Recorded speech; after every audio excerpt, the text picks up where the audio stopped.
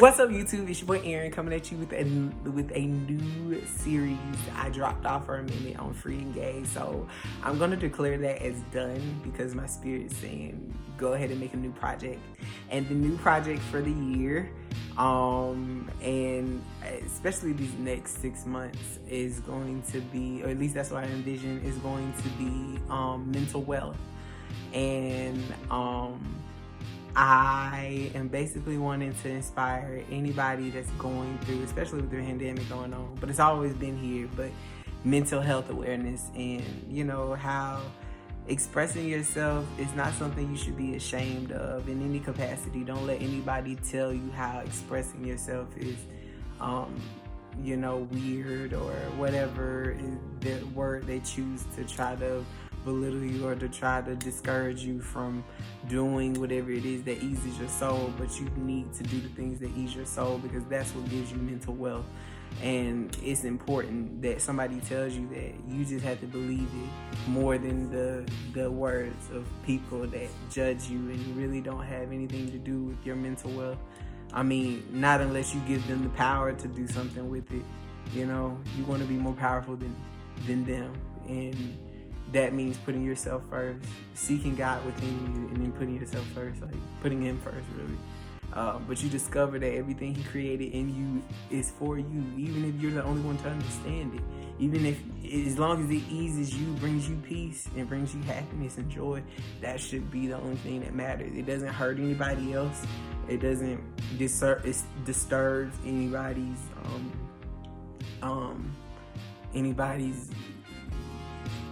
life in any capacity. You know, you just, in fact, it soothes them. You know, what I'm trying to get at is that trust things that bring ease to your soul. And so, because that's what's going to drive your mental health into mental wealth. And so that's the key, and I just want to spread that word because so many people need to hear it. So many people need to be encouraged. And that's the goal of this. With this mental wealth series, I don't know what I'm going to be talking about. I just know I'm going to be talking about positive things that are going to make you feel better, and you know, just anything I can think of, anything God can send to me. And let me know if y'all have anything in particular that you want us to talk about, because trust me, I want to hear what you have to say. But let's start with something that I really wanted to talk about in the very, very, very first episode, and that is it is having the courage to make a change. And it's part of the reason why I started off with, and I didn't even know I was going to do this, but starting off with what this series is about, mental wealth, because you have to, in order to have mental wealth, you have to choose it. You have to choose to be happy.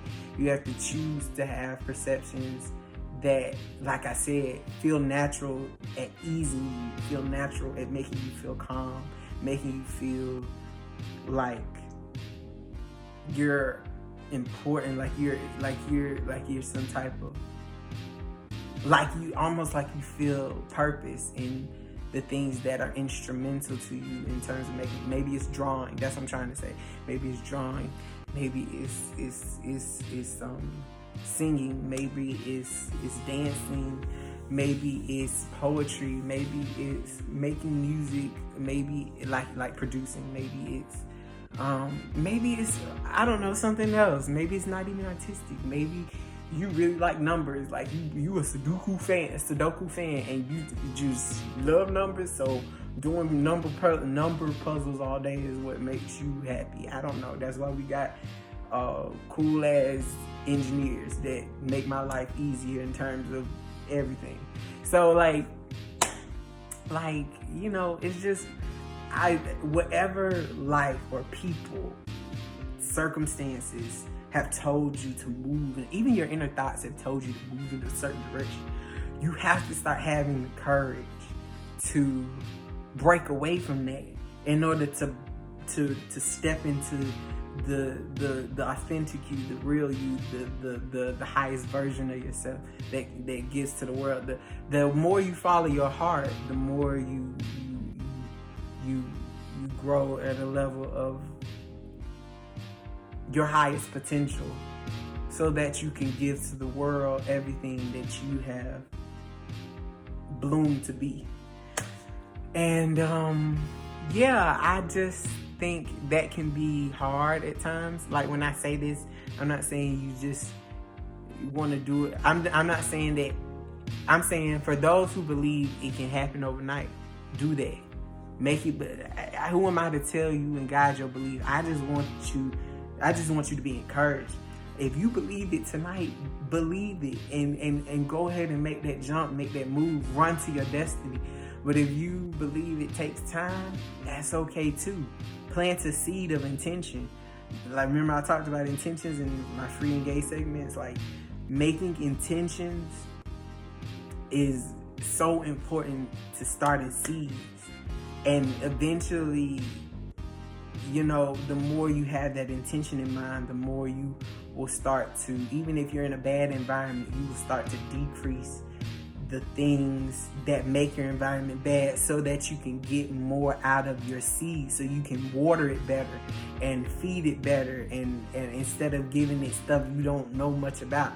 Maybe you've been fertilizing that shit with, not even with manure, just some junk you bought from eBay that was something somebody made in a bathtub, and you start sprinkling that on your seed and watering it with dirty water from the Chattanooga River. I don't know. I'm just coming up with junk, but like, you haven't been watering your seed with something that is fruit bearing worthy enough to make it grow. Not enough belief, not enough faith, not enough love in it, not enough of yourself, less. You got too many distractions going on. You got too many things that's pulling you from it. Whether it's your logic, whether it's people telling you in your ear, your enemy, the worst parts of you want you to be all at suffering and at suffering and at chaos, instead of you just following the thing that makes your heart sing, that makes you joyful, that makes you so happy that nothing can take it away. You want to get on, you want to jump for that, but if you feel like it takes time, then that's okay. Like, you want to start going into things that water, that like, you want to get some, now you want to start making sure you get some manure to water that seed, to nourish that seed, whatever. And you bring it some high quality Le Cordon Bleu type seeds that you bought off of Target, and you came and you just laid it out, and you put some spring alkaline water in, and you made sure you grew this seed because you put that type of intention. Like I said, even if you're not committed to being ready on it the first day, at least you'll start knocking down the things that's stopping you from even growing what your heart is desiring. Slowly but surely, confidently, you're in the posture of victory. You just have to make intentions towards it. You just have to set your mind on it. You just have to believe it can happen. And like I said, it doesn't have to happen overnight. Forgive yourself if you feel like it should, and it doesn't. Forgive yourself if you feel like it should and it doesn't. Just continue to keep your mind on it, because that is where you'll find God. That is where you'll find where your soul is giving its all and its best, and it's joyful doing it. Will you meet opposition? Of course, because the enemy doesn't want you to feel that type of joy. He wants you to be in a cycle of not worthy and mediocre life, and not feeling good, and feeling displeased, and not wanting to do all that is right, to be the creme de la creme of your generation, the creme de la creme of yourself. Really, like, he wants you to be stuck in a corner in darkness, not shining your light on anybody, not showing that despite my flaws, that despite my errors, despite even my circumstances, you are thriving. You should be thriving if you just simply choose it. So make those intentions. I say all that to say make those intentions towards changing your path to what makes you feel the happiest, the most joyful. You know, it doesn't hurt anybody. And if it bothers them, that's just because the enemy doesn't want you to be there. Because he wouldn't bother you if you was already in a nasty cycle. It would feel like normal. It would feel comfortable, probably even, you know. But if you get in something that's uncomfortable, that's just transition. But the moment you get to the other side of transition, from leaving your old ways to the new ways where you follow in your heart, that will lead you to, you'll already be on the yellow brick road, the path to peace, the path to joy, to the golden palace of being where you want to be at its highest potential ever in your life. Just jump with it. Just get in it. Just run to it. And don't look back, no matter how many people are shouting, no matter how many people are throwing like I forgot what you call that thing that Scorpion has on Mortal Kombat, but that spirit like thing, and they trying to say, get over here, like don't. I know I just came up with the most nerdiest thing, but anyway, I love Mortal Kombat, whatever.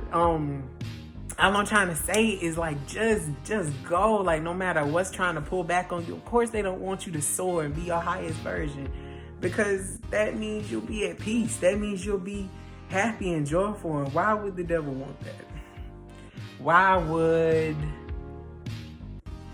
this world want you to be like that? The world wants you to be just as miserable as it is. But the thing about it is, it's only as miserable as you see it is. If it's at the same time of it seeming miserable, there's lots of joy and positivity and enriched experiences that you can pull out of it, only if you were to turn your head towards it and see it that way.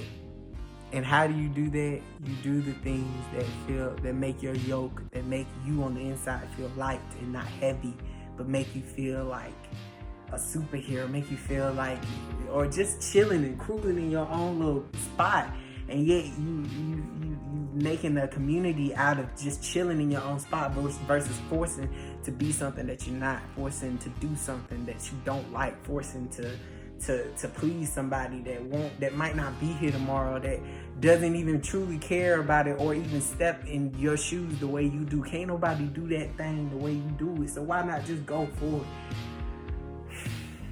You got this. And I'm learning to do it myself.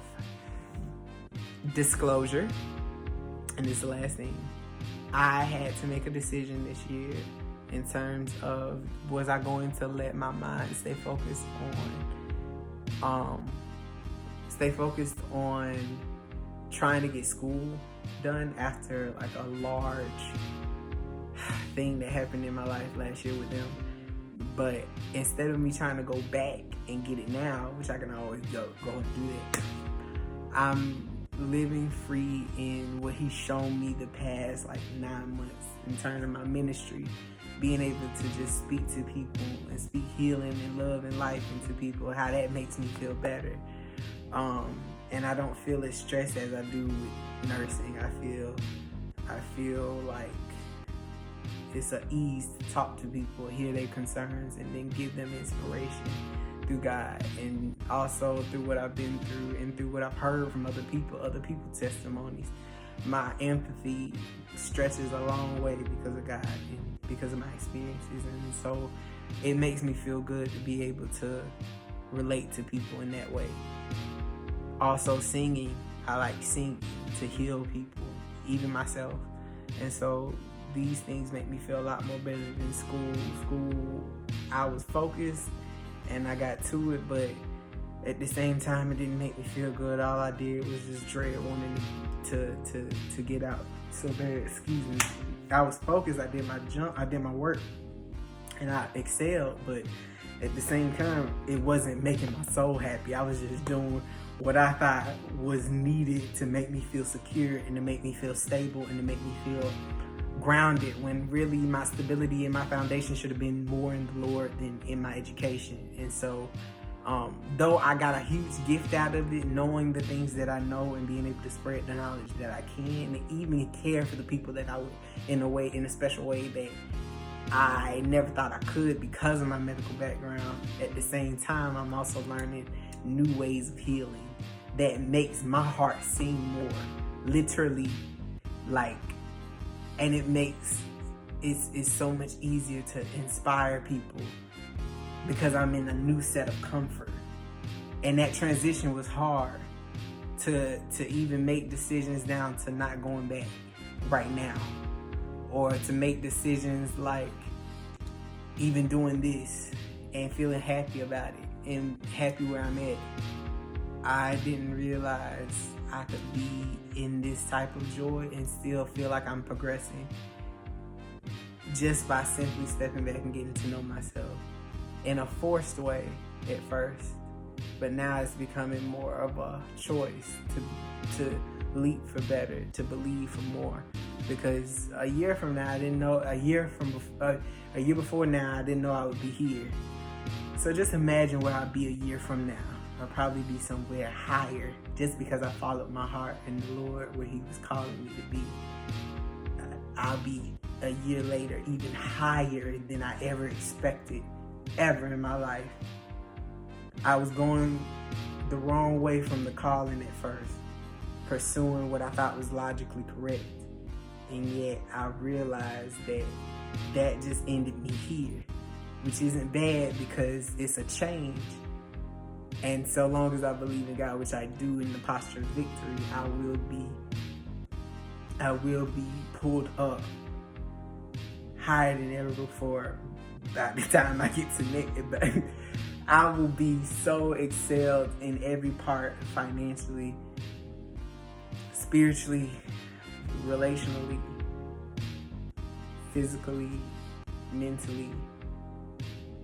I will be socially, economically. Did I already say that? Politically.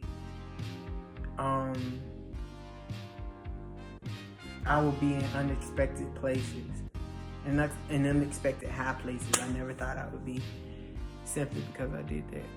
Following my God, listening to the angels He sent me, following the Holy Spirit. And I find a lot more joy in everyday life. And given COVID, it's hard to find that joy without following the things that make your heart sing, the things that help you worship God better. That's all I can say. Anyway, love you guys. Talk to you later. Hope this helped. I will see you next time on episode 2 of Mental Wealth. Should I assume you didn't mean it like that? Or should I assume you know exactly how you said it? You know exactly how you meant it? Should I assume it's me? Sweet disposition, switching position, talking